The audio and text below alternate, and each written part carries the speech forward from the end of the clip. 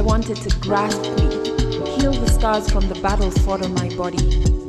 Heal me so when I look in the mirror, I see less of him and more of me.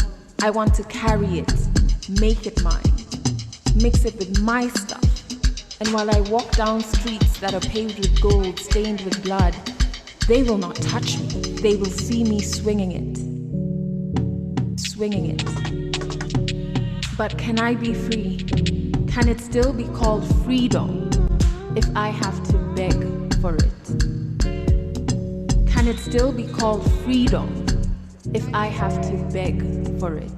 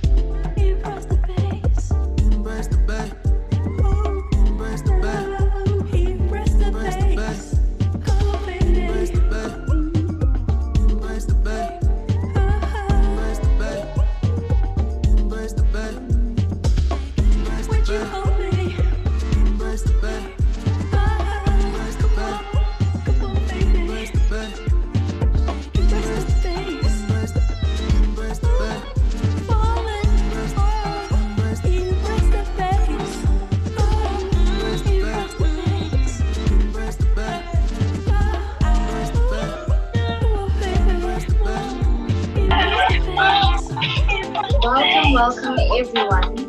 We would like to welcome you into this session, and right now we would like to hand over and also give acknowledgement to Sharante, who will be landing an acknowledgement and welcome for us all.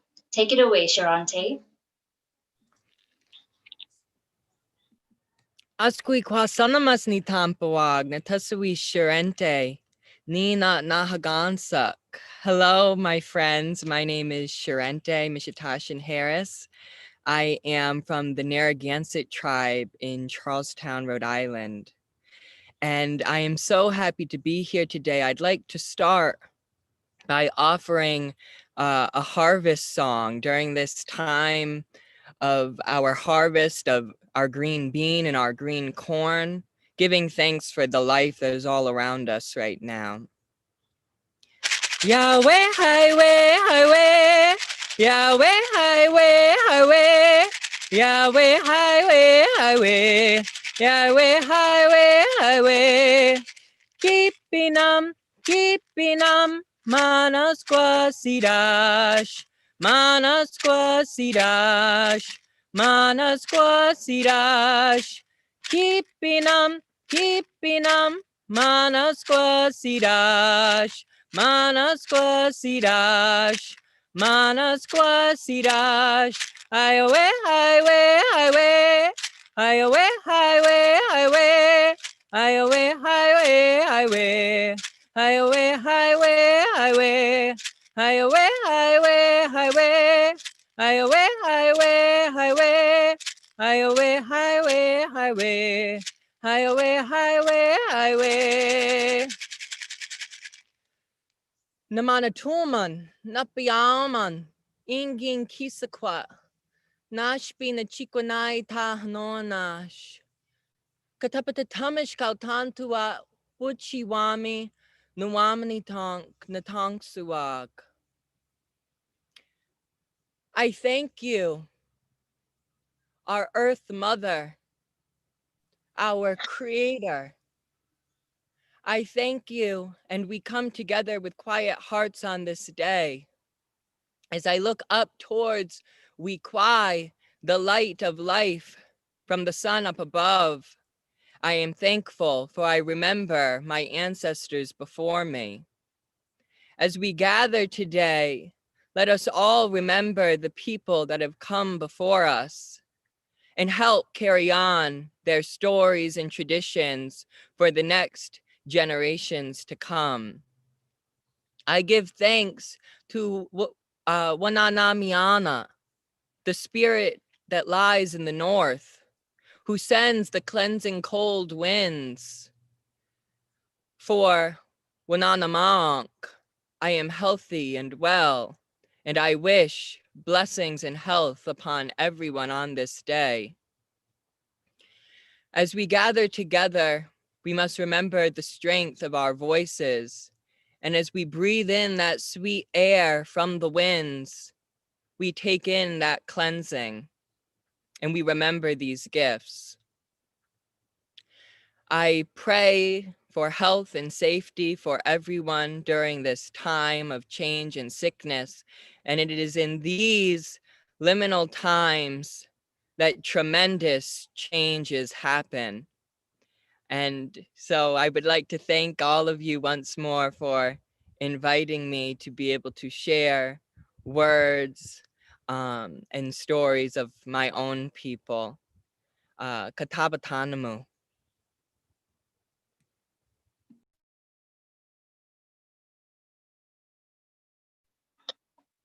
Thank you so much, Sharante, for that beautiful, beautiful welcoming and land acknowledgement. I would like to welcome everyone watching from different parts of the world, and I would like to welcome you to the Transform Education Creative Collective. And I would like to wish you all a happy International Youth Day. My name is Kuti, aka Kutazo, and I would like to welcome you guys today. So I will be the moderator for this today's session, and I will be moderating it alongside my beautiful youth activist called Yande, and as well as Natasha as well. Thank you all for joining, and we are streaming live on YouTube and Facebook, so you guys are welcome to comment and send anything that you guys would like to know. Over to you.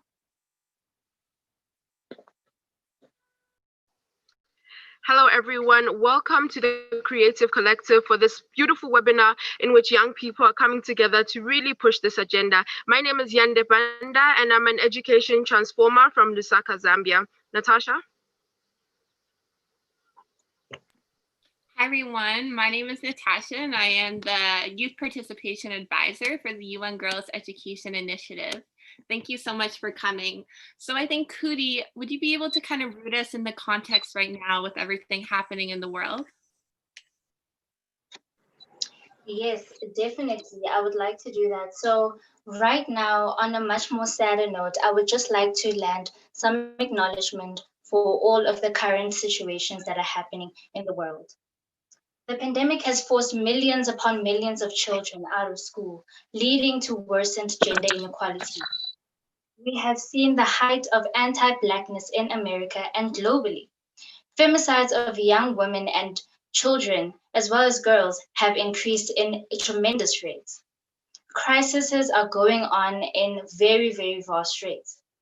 Beirut has just faced a devastating explosion. The current situation in Zimbabwe is very, very catastrophic. Hence, I say Zimbabwean lives matter. Young activists have been the lead of mobilizing and responding to all of this. They have been on the ground working with their communities, using the digital space, marching and demanding for change. They have been transforming education for gender equality. Please join us in taking a moment to stand in solidarity with all the tragedies that have happened in this world and are still yet to happen. And we'd also like to thank all the young people who have been participating and who have been advocating for change as well.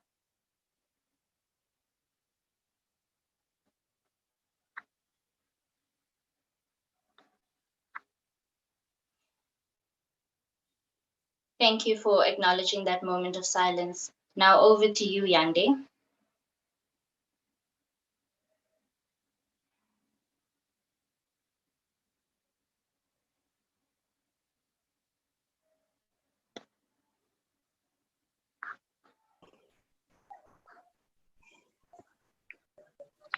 Okay, so I think Yande is having some internet issues. Thank you so much, Kuzo. Thisversing the United Nations Global Education Initiative International Youth Day Transformation Project, which was launched by the United Nations Global Education Initiative.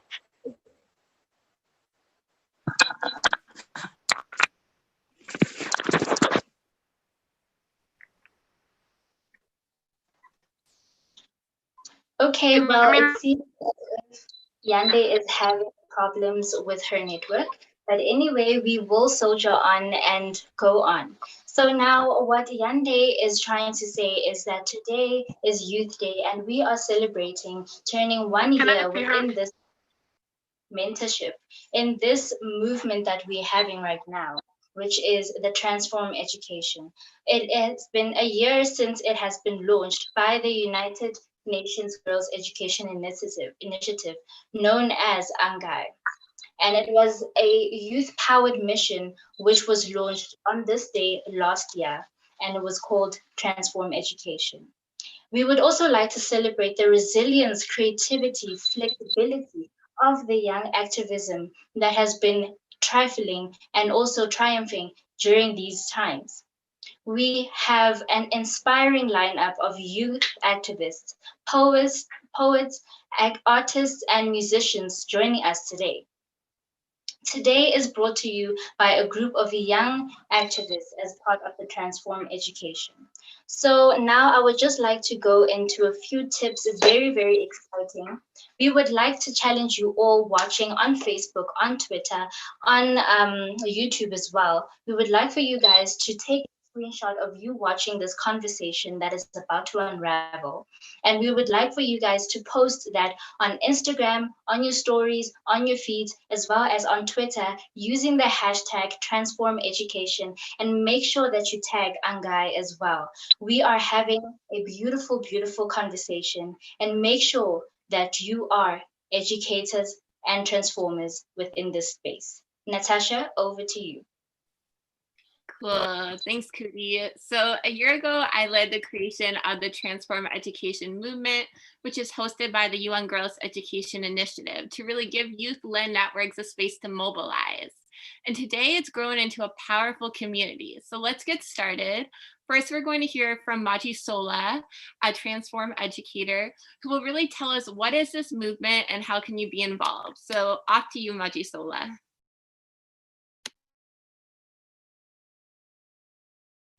Well, hello, everybody. My name is Mojisola Abegunde, and I'm a transformer for education. The Transform Education for Gender Equality movement was launched exactly a year ago today on Youth Day, International Youth Day.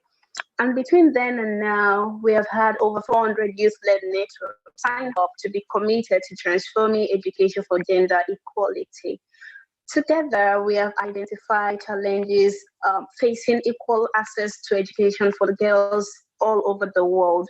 And some of our transformers are working in departments such as comprehensive sexual education, girls' education in emergence, school-related gender-based violence, girls and women leadership, challenging gender norms in education, girls in STEM, period stigma and poverty, and even teenage pregnancy. We presently have a mailing list of over 300 networks located across the globe in both rural and urban communities. Please, we are inviting you to join our mission and work with us by signing up in the sign up link in the comment section. Thank you very much. And today's collective is 100% youth-led, youth-powered initiative, and it was created by some members of our mission. Please wave your hands, everyone involved.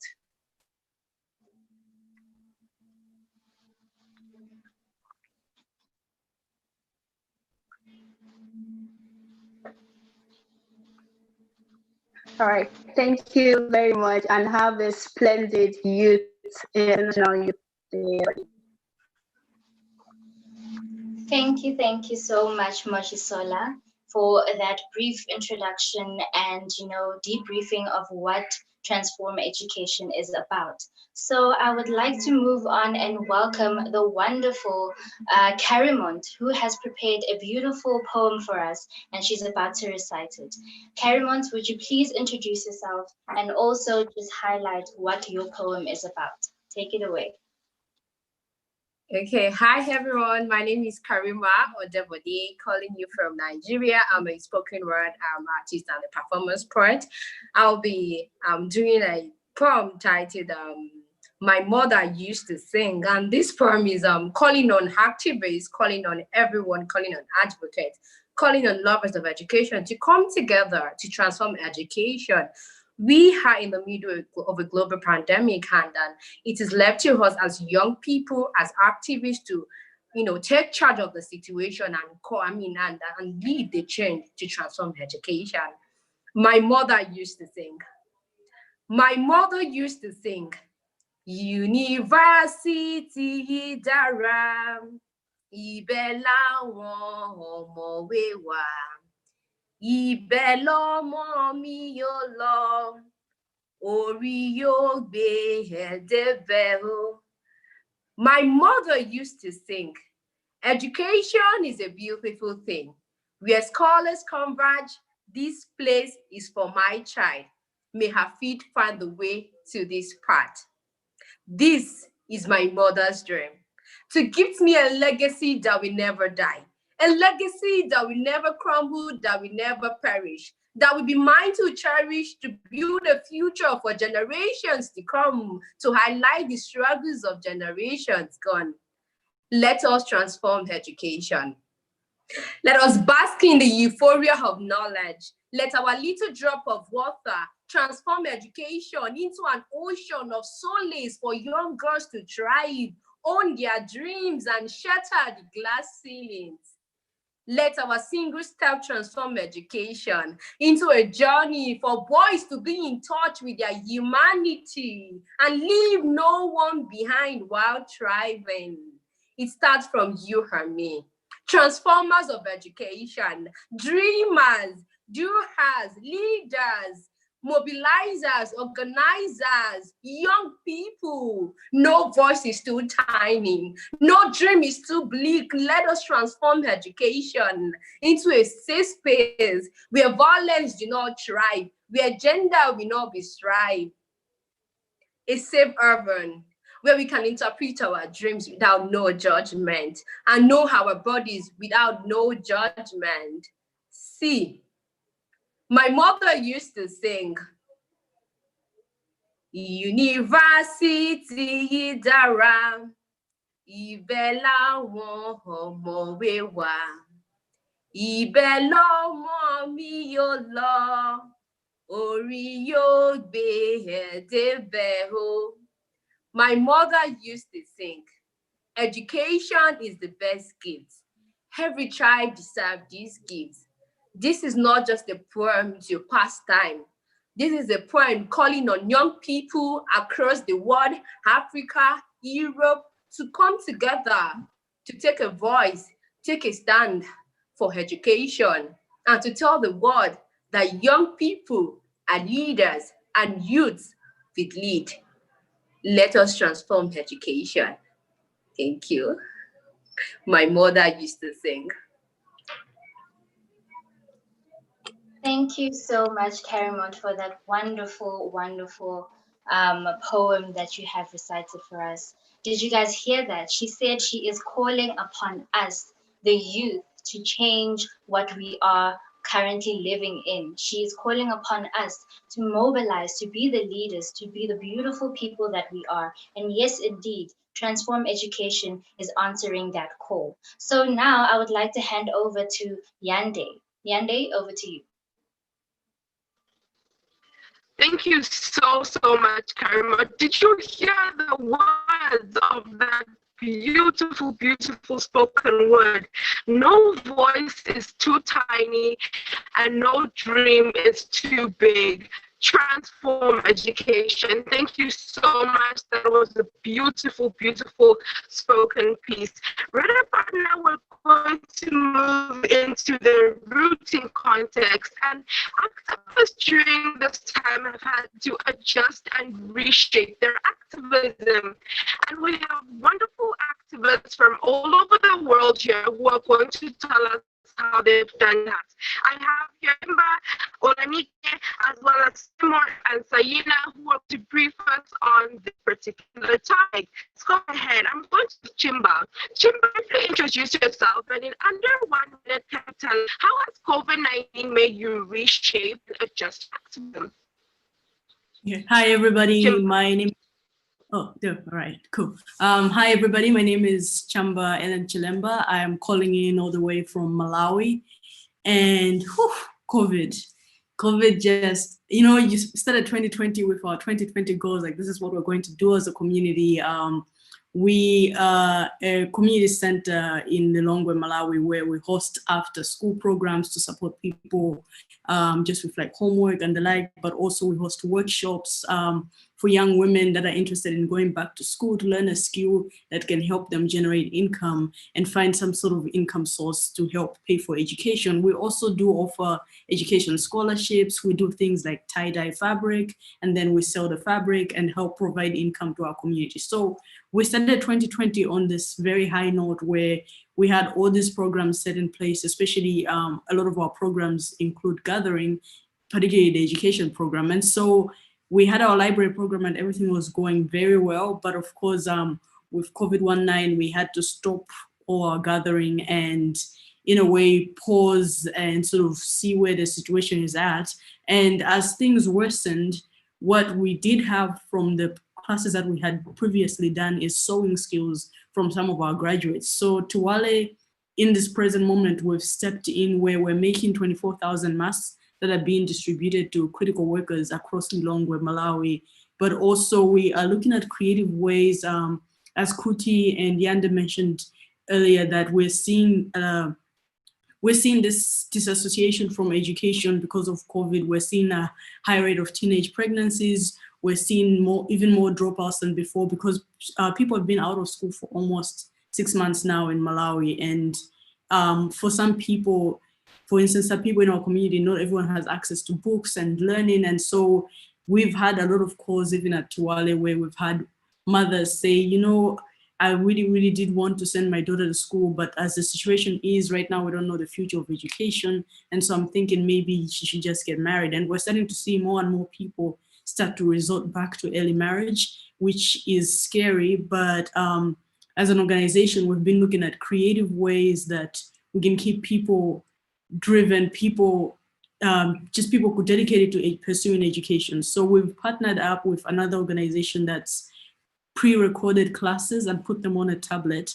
And then these tablets are available where you can continue to take classes without needing the internet and just having your tablet charged. And so for communities in Malawi, where Malawi has the most expensive internet in the world. And so for communities where a lot of people cannot afford internet, this is just very critical. Yeah, so that's a little bit of our approach, but we got so much. I'm sorry I would have to cut you short because we have 1 minute, on a bit of a time constraint, but you're doing amazing work in Malawi. Thank you. Thank you. I appreciate it. Onanika, can you tell us how have you had to adjust and reshape your activism because of this COVID-19 pandemic? Under 1 minute. Yande, Olanike is just joining, so how about we hear from Sena? Sena, would you like to share? Sure. Namaste, everyone. I am Saina from Nepal, representing Sochai. So Nepal has had more than 23,000 confirmed cases to date, with around 7,000 active cases at the moment. Needless to say that COVID-19 pandemic has affected everyone globally, but it's really nice to see a lot of people come together, especially youth-led networks with their compassionate helping hands. So currently, Sochai is focused on crucial needs of nutrition among women and children, especially from marginalized communities. And we have initiated COVID response project for young girls, women, and children, because they're the most vulnerable ones in our communities. As an immediate response plan, we distributed packages of nutritious food and hygiene kits, inclusive of basic hygiene materials, essential medicines, and sanitary napkins for girls. We also did a nutrition assessment of women and children for early detection of malnutrition and referral. Also, individual and mass counseling was done on prevention of COVID-19, along with maintenance of health, hygiene, and nutrition. Whereas for the long-term response plan, we came up with this socio-economic rehabilitation program focusing on those women and children severely affected by COVID-19 pandemic, so that we can empower them economically, especially through technical and vocational skill development training programs. That is it from me. Thank you. Thank you so. That was so insightful. Let's move on to Seymour. Seymour, can you tell us how have you shaped activism during the COVID-19 pandemic period? Hi everyone, I'm Seymour Masai from Zimbabwe, and I'm excited to be here saying Happy International Youth Day 2020. My name is Seymour Masai from Zimbabwe, and I'm representing an organization called Young Professional Educators of Zimbabwe Trust. Our organization is an advocacy based program that pushes policy change and transformation. So the thing that we did as soon as the COVID-19 pandemic started to rise, we pioneered a hashtag shut down schools now in Zimbabwe, which was successful in March. So since then, the schools were closed, and we started rolling out discussion forums online, raising awareness on gender equality, and also lobbying for remote education. This is what we basically do, and we participate in high-level discussion forums where we lobby and mobilize the improvement of education amid the COVID-19 pandemic, such as invention of applications that do not need use of internet, and as well as pushing education for the disadvantaged communities in Zimbabwe. Thank you. Thank you so much, Seymour, for sharing. So Yandi's going to figure her internet, but in the meantime, Seep, we'd love to hear about how you're using art to really transform education in your community. So off to you, Seep. Thank you so much, Natasha. Hi, everybody. My name is Seep, and I'm from Slam Out Loud.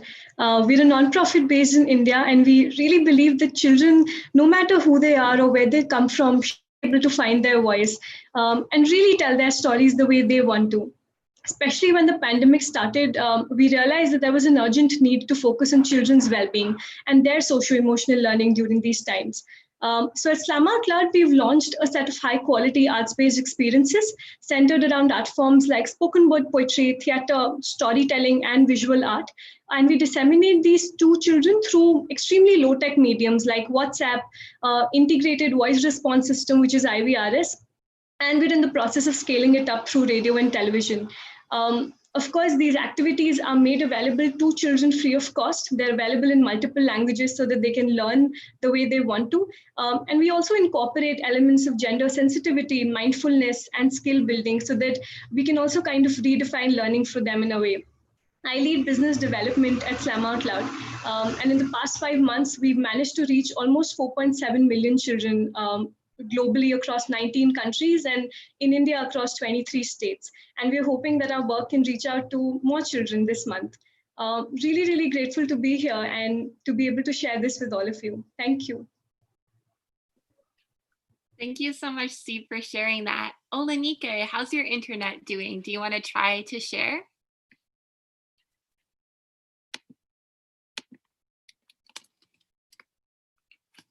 Olanike, can you hear us? Yes, I can hear you. Amazing. Please go ahead and around a minute share the incredible work you're doing in Nigeria around gender-based violence.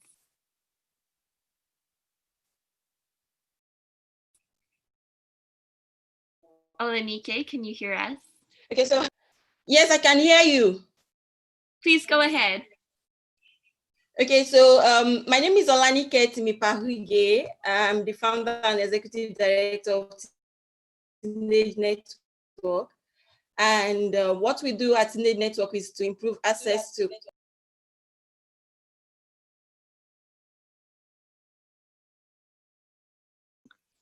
Okay, Olanike, you're breaking off, which is no biggie. We're youth, we know how to be creative, right? So perhaps basically, I know Olanike is doing this really cool gender-based violence hotline, and we're gonna comment more about it so you can learn about it in the comment chats. So Seep, Sena, Shimba, Say More, thank you so much for sharing what you've been doing. It's truly incredible. And it really shows how badass and resilient young activists are and how we're really transforming education for gender equality. So thank you again. And to really capture that, we've been working with a young artist named Ipsita in India, who did something super cool for us. So I'm not going to say more, but Ipsita, off to you, and perhaps you show what you've created to really capture the youth activism around gender equality in education. Off to you, Ipsita. Hi, Natasha. Thanks for the introduction and letting me be part of this event. Hi, I'm Ipsita. I'm an illustrator working in the areas of gender and sexuality. And I made the creative illustrations for Youth Day for Angai. And the illustration is inspired by different youth-led organizations and how the youth right now is demanding a change and challenging the existing power structures all over the world. And through my illustration, I aim to show solidarity and with the ongoing social movements, and it depicts and hopes for an intersectional future. So that's it. Thank you. Yeah, here's the illustration. Thanks, Jada.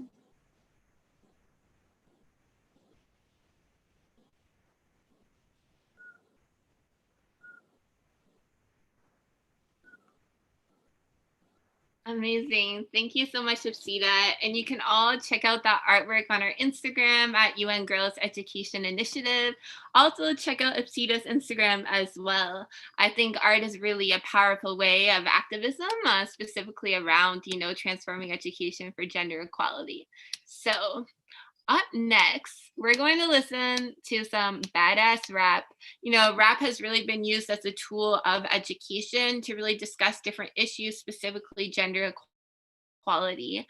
We're going to listen to Las Hijas from Mexico, who did a project with the Frida Feminist Fund with young girls to really discuss different issues in their lives, including those that are impacted through education. So let's listen.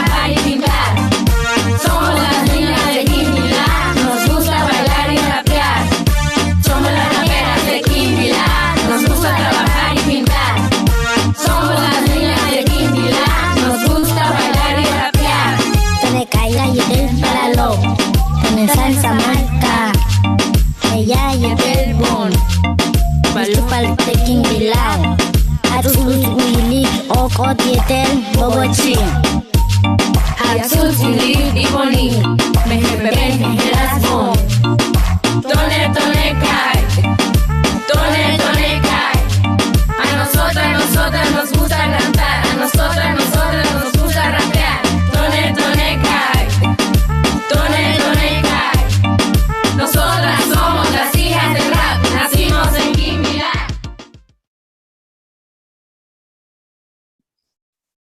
Thank you so much, Lahijas. So we all have mental health and we all have to take care of it, especially as young activists and advocates doing the work that we're doing. So next up, we're going to hear from Shania, who's an Indigenous young woman from Yellowknife, Canada, who has a video for us, and she represents JAC.org. So let's hear it from Shania.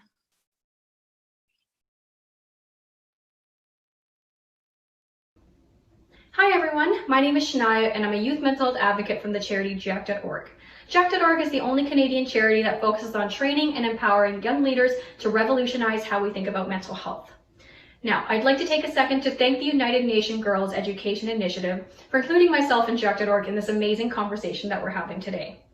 Now, much of the work that we do as advocates is making sure that other people have their voices heard. However, an essential part of our job is also making sure that we as the advocates stay healthy and safe. This is especially important during this time of COVID-19, where many of us have had to adapt to drastic changes in our everyday lives. Now, I'd like to talk to you about something that we like to call being there for ourselves, and it includes 3 steps. The first step is checking in with yourself. During this step, you have to ask yourself a few questions. What does it look like when I'm feeling unwell? What are some things that I can do to refill my batteries? And lastly, who can I reach out to for help if I need it? The second step is doing things that you love. This is anything that would refill your batteries and bring you joy. And lastly, reaching out for help. All of us have mental health and it's okay to struggle. However, when we notice that our struggle is intense, long-lasting, and having a big impact on our life, it's important that we reach out to any trusted friend, teacher, elder, or someone that you feel safe and confided with. Now, it's important that we take the time to advocate for ourselves just as we do with others. We are strong, resilient, and nothing can get in our way. I'd like to encourage you all to take the time to check in with yourself and stay safe during this challenging time. Thank you and Masi. Strong and resilient. Hell yeah, we are. Thank you so much, Shania. So, kind of in the same thing, it would be great to take a moment to ground ourselves. So Cootie's going to give us a little practice that we can all do together. Off to you, Cootie. Thank you so much, Natasha, and thank you for that mental health tip that we got. So I would just like for us to participate in a very, very brief, short meditation session. And I would kindly request for you all to close your eyes. We are trying to rid ourselves of all the negative emotions and spaces and energies that we all are experiencing all across the world. And I would like for us to take in a deep breath in through the nose.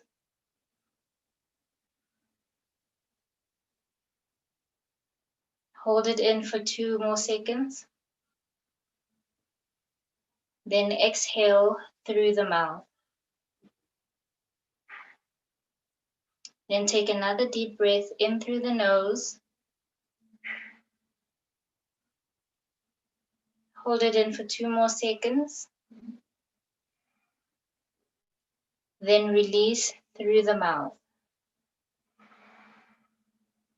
Then I'd like for all of us to slowly open our eyes.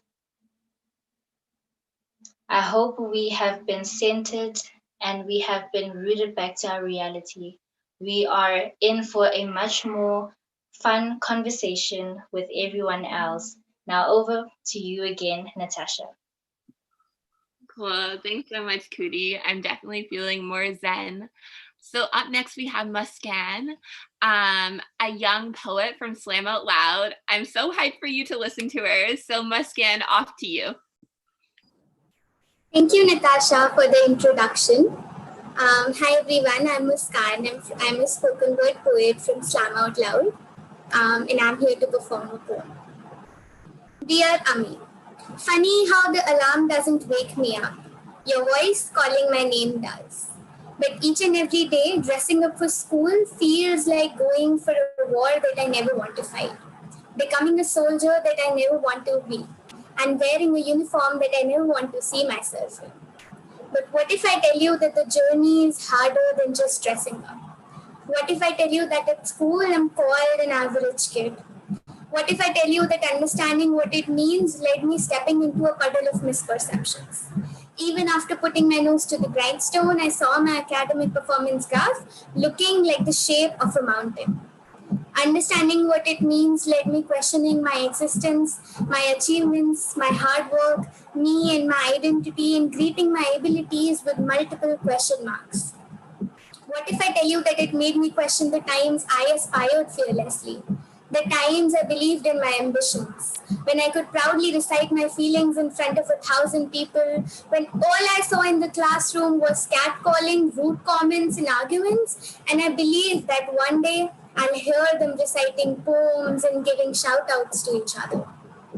What if I tell you that it made me question the times I believed that my classroom could become a home of change makers and not bullies? What if I tell you it felt like walking barefoot in the middle of a desert and finding a way home, a home that was never built? Questioning the times I failed but still did not stop believing. You know, broken dreams hit you hard, really hard.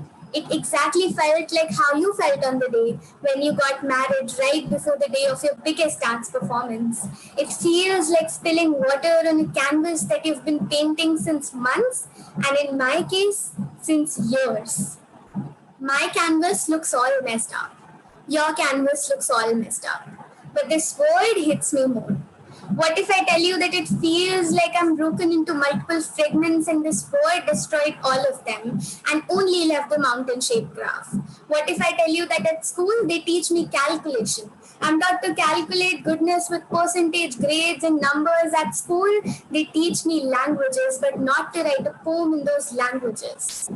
At school, I'm taught to break myself and destroy everything other than the performance shape, other than the performance graph. What if I tell you that at school I'm greeted with thousands of question marks? At school, my identity is limited to an average kid, being a part of those children who never really matter in the class, whose existence is no more important than the blackboard, the chalks, and the desks in the classroom. At school, we believe that the person who schools you is the person who educates you. The person who schools you is called a teacher, and I am called an average kid. I'm sorry, the system wasted all your efforts, broke you into pieces just like me. I'm sorry to tell you that this world holds no magic. But I know I will always see your eyes sparkling the most in the audience during my performances. And I know that is where miracles happen. Thank you. Thank you so much, Ms. Scan. Guys, how beautiful and strong does she sound? That was truly amazing and very, very thought-provoking. We are people who really enforce magic into this world. Without us youth, the world would be nothing to what it is tonight to hear. So now I would like to move on and introduce one powerful person who is in charge of the Gen Z Girl Gang, and she is Sequoia. So now over to you, Sequoia. Please introduce yourself. Hi, everyone. So I am the Director of Advocacy and Communications at Gen Z Girl Gang. We started a little bit over a year ago, and we kind of started out of the context of wanting to build a community and really uplifting young women and femmes, and like really wanted to push a narrative of collaborating with each other over like competition and getting rid of this idea that women have to compete with each other instead of working with each other. Okay, that's beautiful, Sequoia. So tell me, Gen Z Girl Gang, that is such a very powerful name. How did that even come about?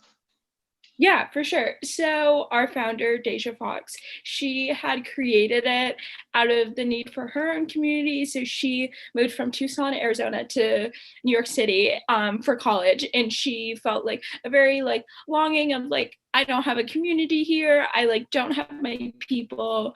And so GGG kind of came out of that and was like, I want to create a community through like the digital age and through digital space and connecting people all over the world with like a common goal of like empowering women. That's amazing. That's amazing. So tell me, how can we as people in the general public grow a community of solidarity through the digital space? Yeah, for sure. I mean, I think the biggest thing is, and something you were talking about is solidarity. And as you were saying, how there's all of these issues all over the world, I think it's a good point to point out that none of these things happen in a vacuum, and all of our lives, even if we're thousands of miles apart, all intersect with each other. And so like the BLM protests that like started 20 minutes away from my house also are like affecting people all over the world. And the COVID-19 pandemic, even though like looks very different for me, is also affecting people in like Malawi. Like centering solidarity and making sure that you're authentic and making sure that you're like intersectional in how you're talking about these issues is the best way to like build a network of activism. That's amazing. So what I'm picking up is that obviously in the height of us experiencing a global pandemic, we are, having to constantly try new different ways and trying to really root ourselves in the context of where we are right now. And I think you have really said very, very beautiful things about really being ourselves and being authentic and using social media as well. And I would just like to highlight that GGG has a very good social media following. So now I would like to jump into the next session with you again, Sequoia. So we are going to play a little quick fire round of questions, and I'm just going to shoot out questions and you're going to answer them. Are you ready for that? Yes.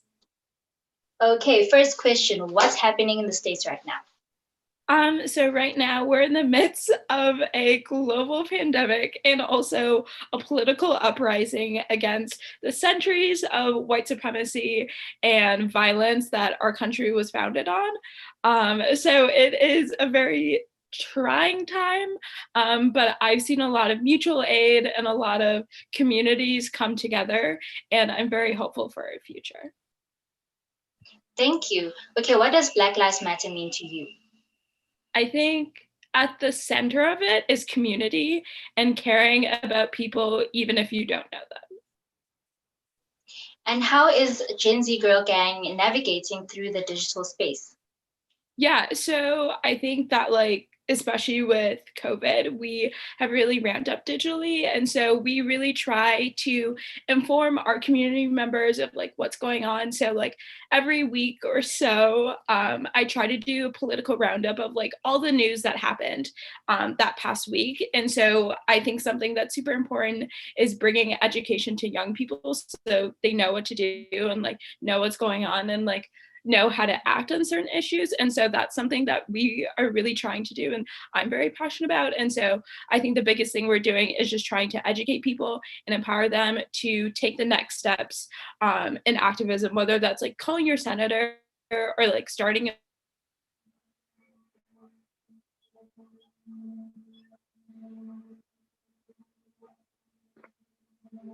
want to help people do that.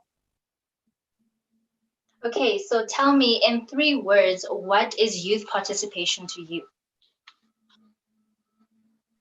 Exciting, community, and authenticity.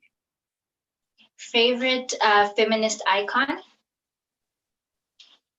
I would say probably Alexandria Ocasio-Cortez. She's amazing. I love her. She's been killing it. So yeah, either her or like Malala, obviously. Both amazing people. Okay, so tell me IG or Twitter? Instagram or Twitter? Instagram for sure. I think Instagram for like social, like connecting with my friends, and Twitter is very great for like news. That's like where I get a lot of news. Absolutely. Thank you for that quick fire round of questions. You were definitely amazing. You dropped some beautiful hints there. Make sure to always be authentic, be yourself in every single thing that you do. We are basing ourselves in the current norm that we are in, and which is COVID-19, and very vastly basing our lives to the social media and the media space, right? So tell us, Sequoia, who is up next? Awesome, thank you so much. I would love to introduce one of my best friends, a great gal from Los Angeles. Her name is Sion, and she's gonna sing something for you, and she is just a joy. So thank you so much for having me. Oh, it was a pleasure.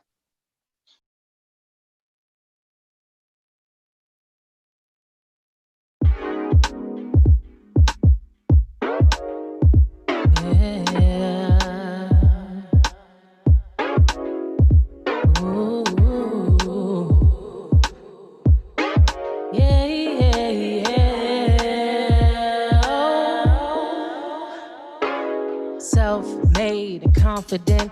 It don't take much to embody this, you know. Self-made and confident. It don't take much to embody this. My head's in the clouds, and I don't think I wanna come down. Don't wanna come down. Don't wanna come down. Don't need a surfboard. I'm on my own wave now. I don't need you. Baby, loving you feels easy. Take the time to know I'm fine. I'm fine. Self-made. I know I make you feel some type of way. I'm feeling you, you feeling me. A million possibilities. When I look at you, I look into myself. I feel you, I feel you. Self-made. I know I make you feel some type of way. I'm feeling you, you feeling me. A million possibilities. When I look at you, I look into myself. Yeah.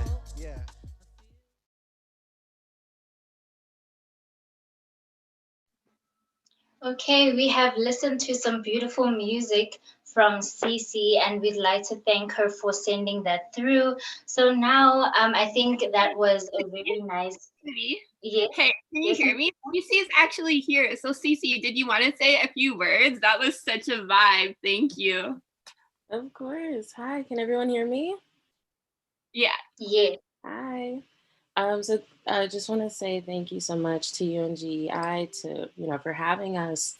And I know Natasha reached out to me and she's like, I need creatives. And I was like, I'd be happy to help.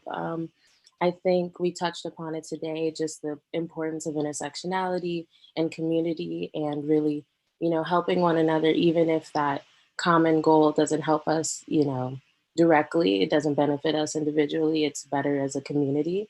And I really agree with that because I'm very family oriented myself, and my friends are super important to me.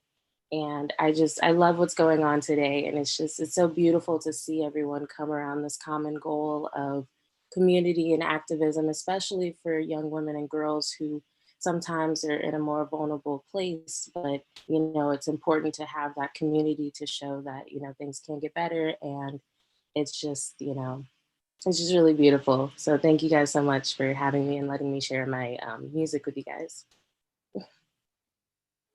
Thank you so much, Cece. So as I was saying before, the music is such a vibe. It's such a great chill session. If you guys would like to follow her, I'm sure she's definitely on Instagram. I just followed her. You guys can follow her there as well. So we would like to go into another session, a very informative one, I would say, about a CSE, right? So I would like to introduce Danny Carrigo and as well as Jonah, who come from their respective organizations. So can you guys each introduce yourself? Carrigo, you can go first.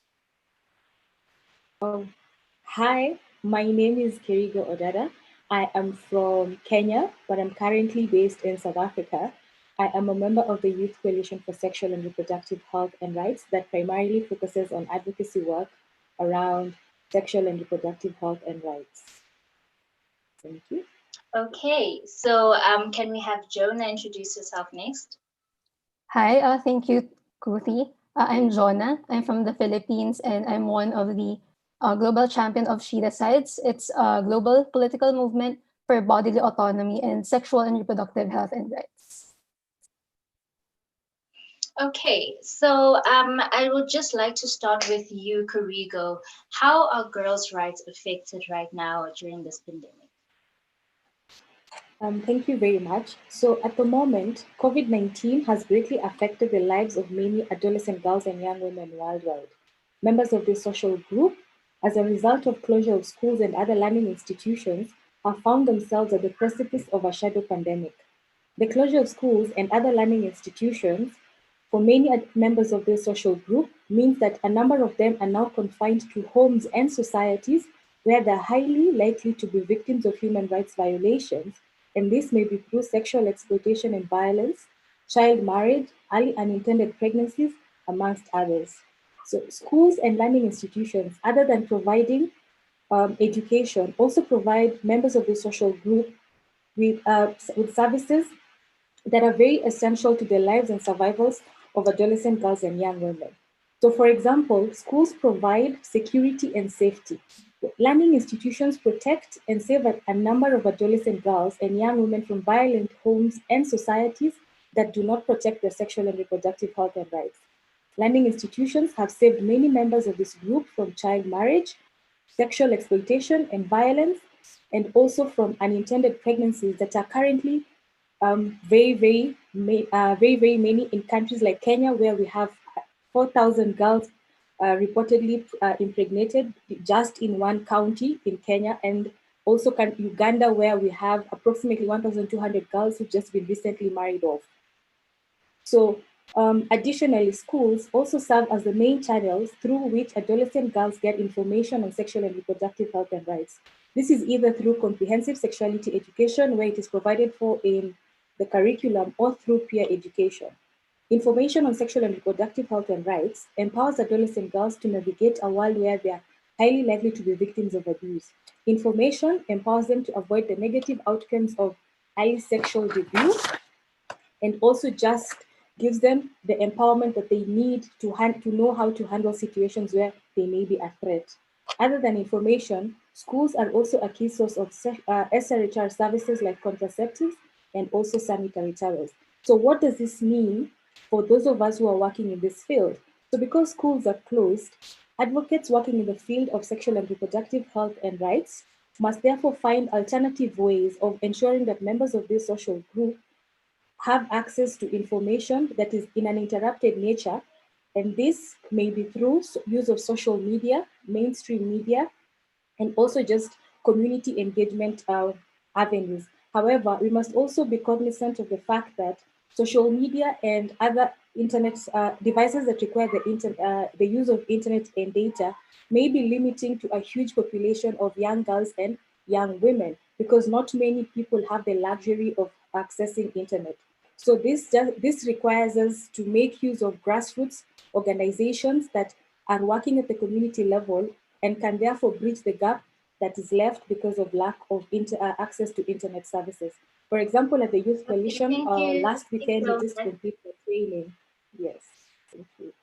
Thank you so much, Kariga. You've said such a mouthful, and highlighting the very, very devastating situations happening out there in the world. I would just like to quickly cross over to Jonah. So my question to you is, in your context, how can a movement be flexible and respond also creatively? Thank you, Akuthi. At this era of youth activism, movements beyond partnerships are key to successful advocacy, especially in sexuality education and gender equality in education, as we can see in Transform Education Movement.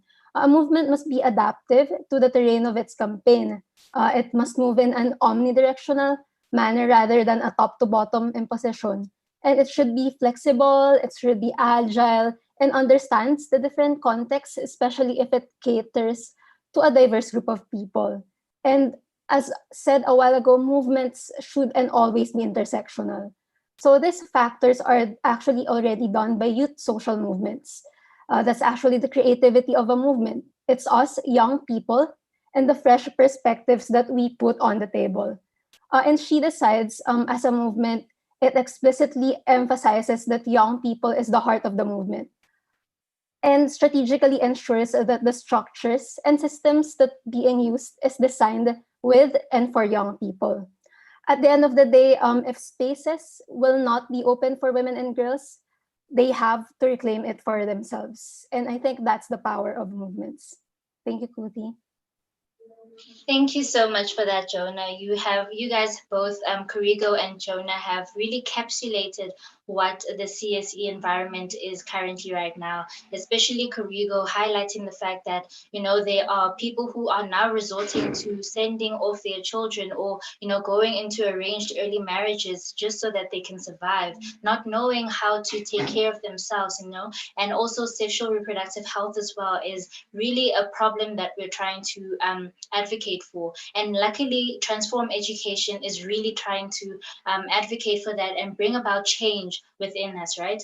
And Jonah has really encapsulated the fact that movements have to be flexible. We as the youth are really trying to be flexible and trying to make sure that we are moving into an intersectional space in all diversities and whatsoever. So now I would like to go in and introduce Ashley, who will be doing a beautiful poem for us. Ashley, over to you.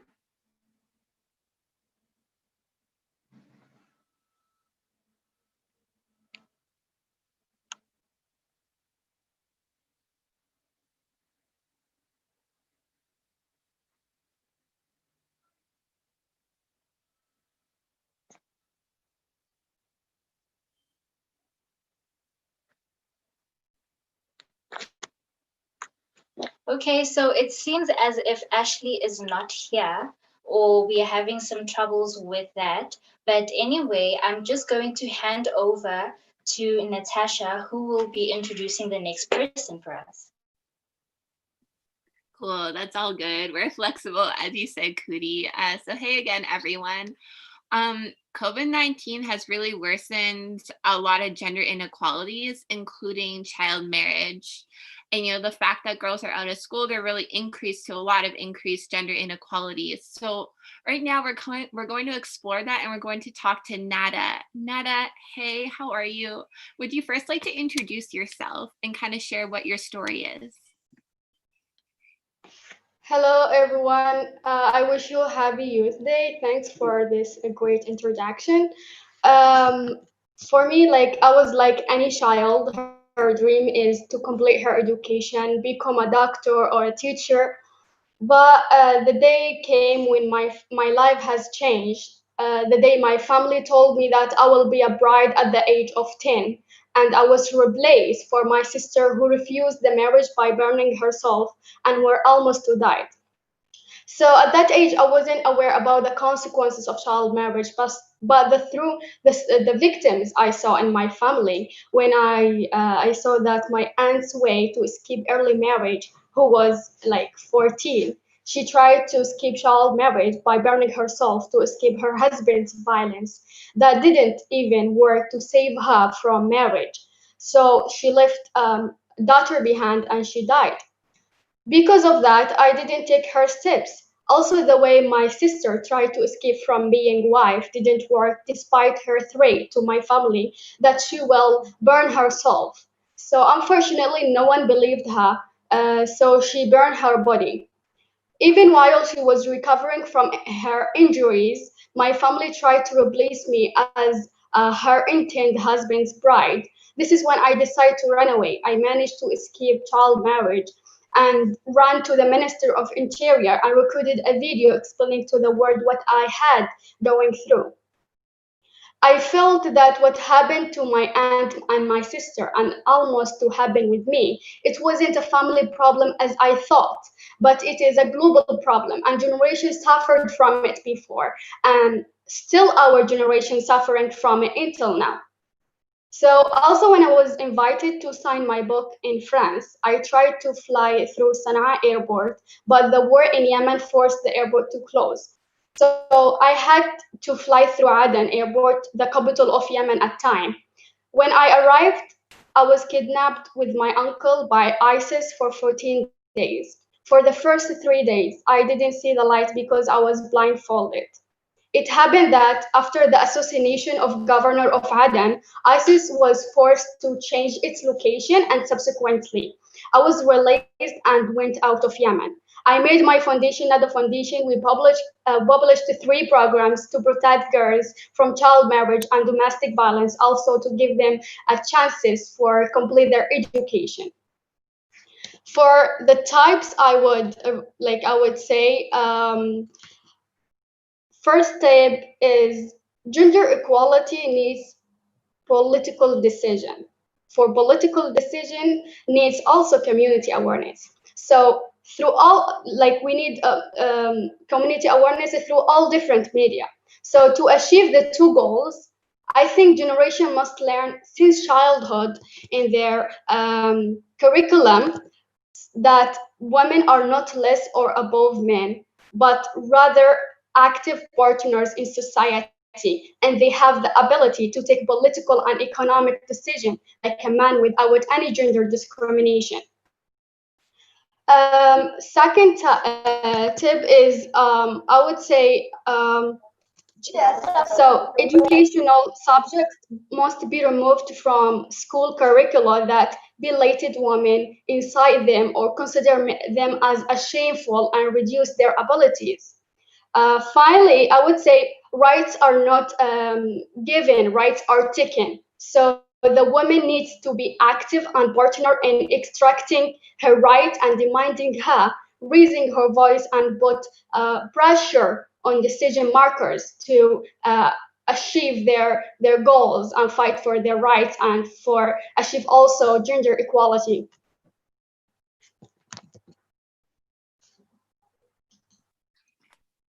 Thank you so much, Nada, for sharing your story. You're so brave and also resilient, and clearly you were able to influence policy and change. So thank you for that.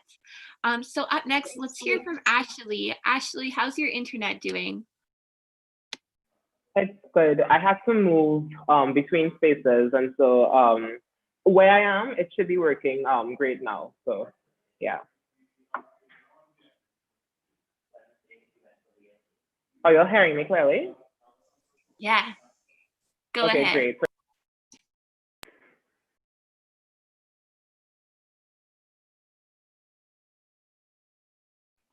Okay, great. So thank you so much for having me. I've been reading like through the hashtag for since this morning actually, and during this pandemic, I realized that so many young people like they play such an important part because we see things through a different lens compared to what we've seen our leaders do. We understand how people are affected, how different groups are affected, and I think it's very, very important for us to actually not just for people to listen to what we have to say, but also include us in decision making.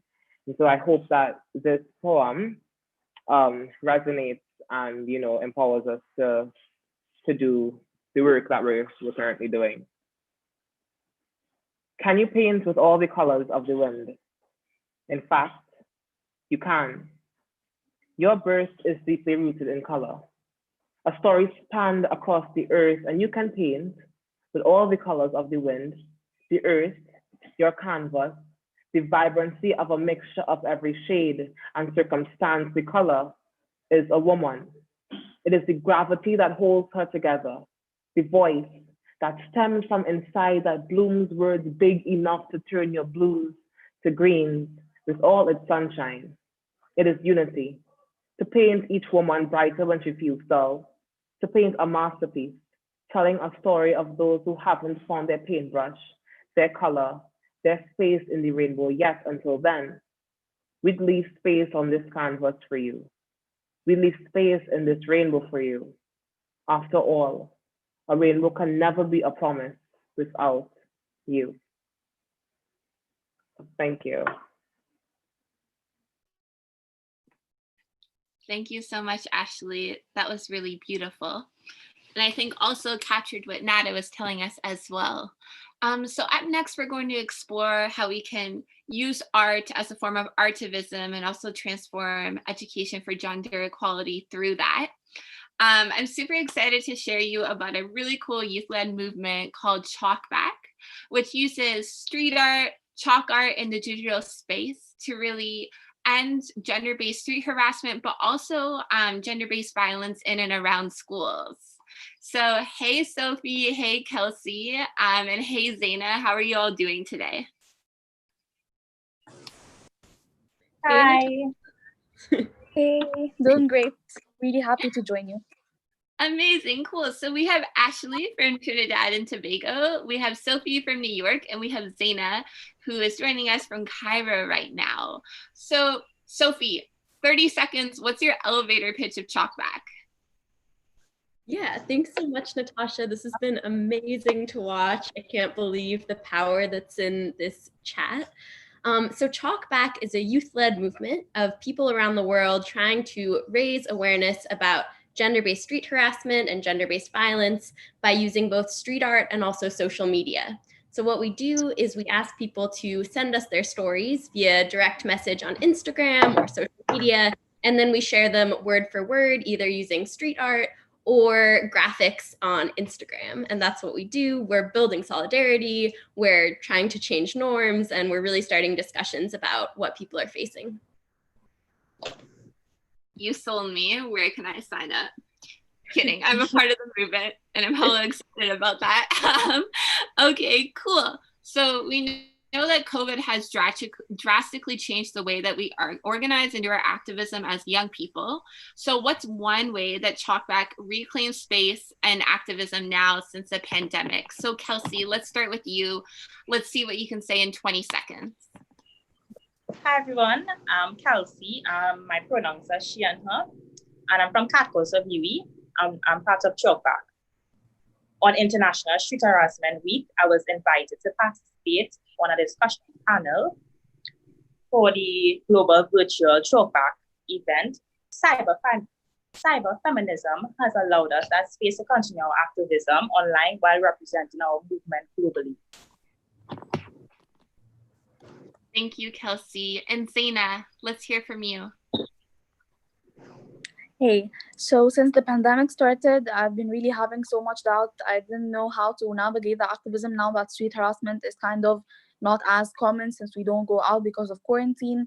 So I didn't want to add negativity to everything happening in the world, but I kind of decided to not give into that because we still have domestic violence to talk about, we still have feminism, we still have online harassment. So I think that we kept going despite the pandemic and that we continue to reclaim our space. That's it. Thank you, Zaina. And Sophie. Yeah, I would say that in New York, street harassment has actually continued despite the fact that people are inside more, and people are actually more afraid now of facing street harassment because the streets are more quiet and people feel more isolated. So what we've done in New York is continue to reclaim public spaces because actually street harassment has continued despite the pandemic. That's really interesting. Thank you. So we know that youth-led movements are very flexible and creative and adaptable. So what's one example of flexibility and resilience that you witnessed within our youth-led movement? Sophie, let's start with you. Yeah, I mean, I feel like with youth-led movements, we witness resilience and flexibility every single day because we're youth and because we're often working with few resources. But one example of flexibility and resilience during the pandemic specifically has been how Chalkback has come together in digital events when we couldn't go out and chalk as much and couldn't do what we normally do as much. But we've actually kind of overcome that and come together a lot more than usual, which has been amazing. Exactly, that's so true. Kelsey, what about you? One example of flexibility and resilience I've witnessed within Chalkback is the togetherness, how we are always one and we are always there for each other, and how our activism due to the pandemic went from a physical reality to a virtual one, and we adapted really well. Yeah, right on. And Zaina? I think since the pandemic, we've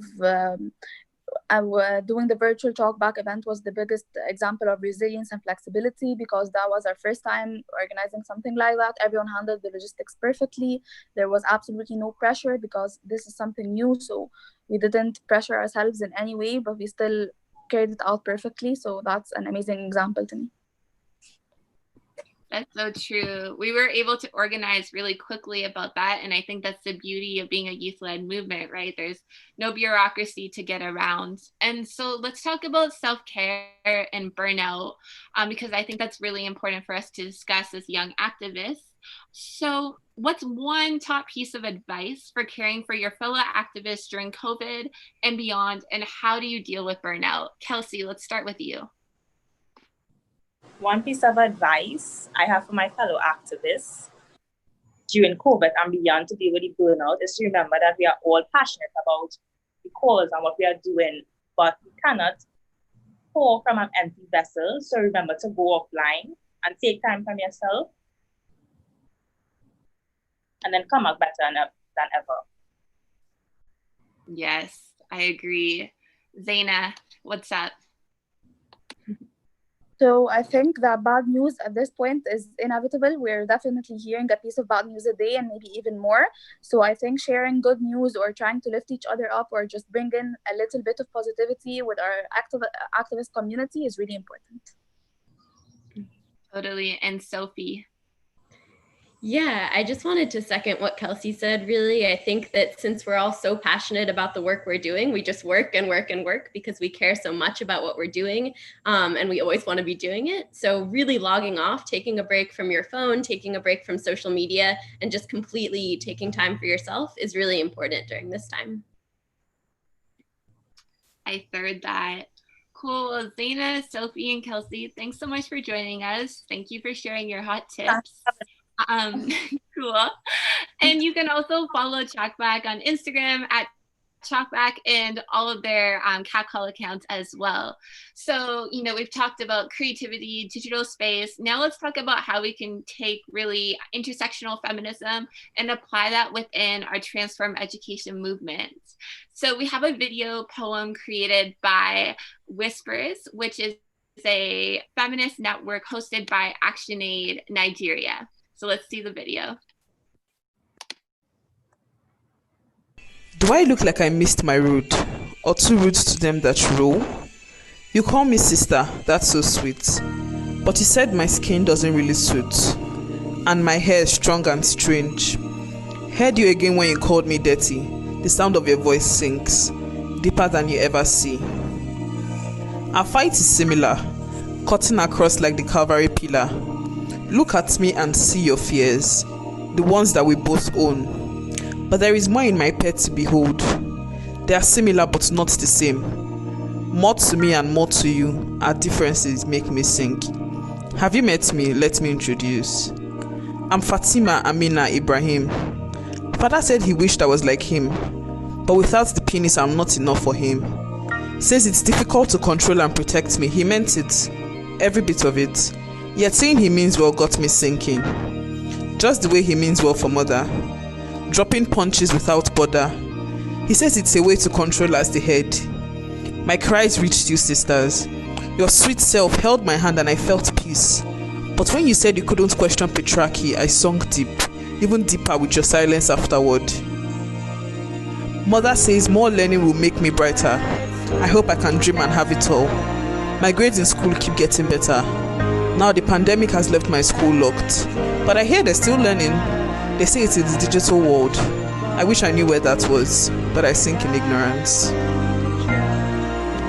Do you remember when we all advocated, saying education would be transformed? I thought it included my friend. For her being differently abled and poor, I joined my voice for her. When you said giving her all was unrealistic, I doubted all you ever said. My tongue sinks in disbelief. Just as I watched the sunset, Father asked if I'm set. Says Alaji is willing to make me his own. Oh, this might be the end of my dreaming. But my mates say women's rights would help. Running to them, they say they would have, but they are Christians and can't interpret the Quran. To sink and never return, I wish. Or would you blame me further for doubting where you all really stand? Maybe you would have before now, but today, before your total presence, that woman was set ablaze. You fight for women, but not her type. Yes, you said she likes women. Who knows how I would sink if I do the same? The morning dews on leaves are the only beauty I behold now, while thinking of identities and privileges alike, of how similar we appear yet so different, of whether I would survive the pandemic still dreaming or married off like so many I know. I hope Mama would live and my friend able to learn. The thought of the digital world is stuck with me. Would I ever visit that place at all, or would I sink?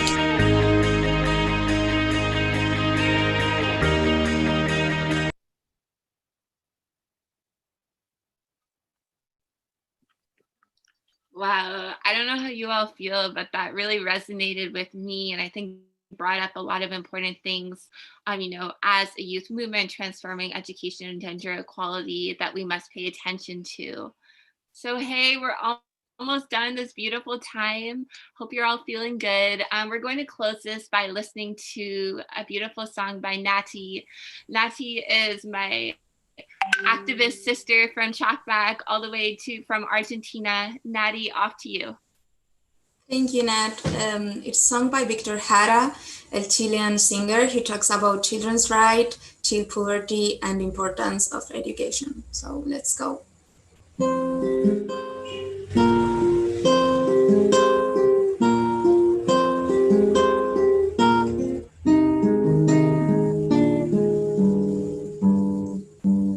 Frágil como un volantín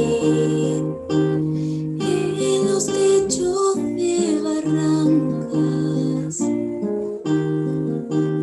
jugaba el niño Luchín con sus manitos moradas, con la pelota de trapo, con el gato y con el perro.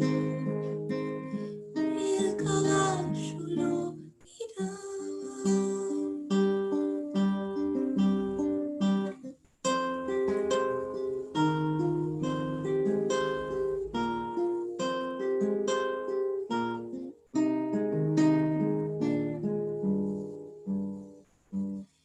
En el agua de sus ojos se bañaba el verde claro, gateaba su corta edad con el potito embarrado, con la pelota de trapo, con el gato y con el perro. El caballo lo miraba. Si hay niños como Luchín que comen tierra y gusanos, abramos todas las jaulas pa' que vuelen como pájaros, con la pelota de trapo, con el gato y con el perro, y también con el caballo.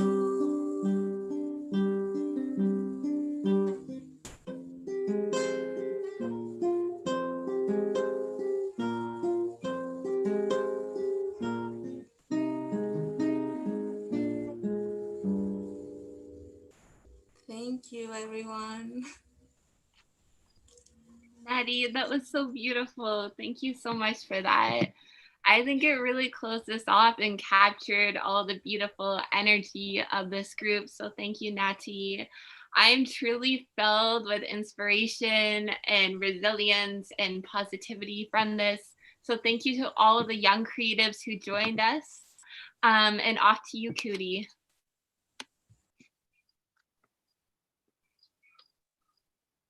Thank Thank you so much, Natasha. My video has cut off, but anyway, we move as the creative youth and ever-changing youth that we are.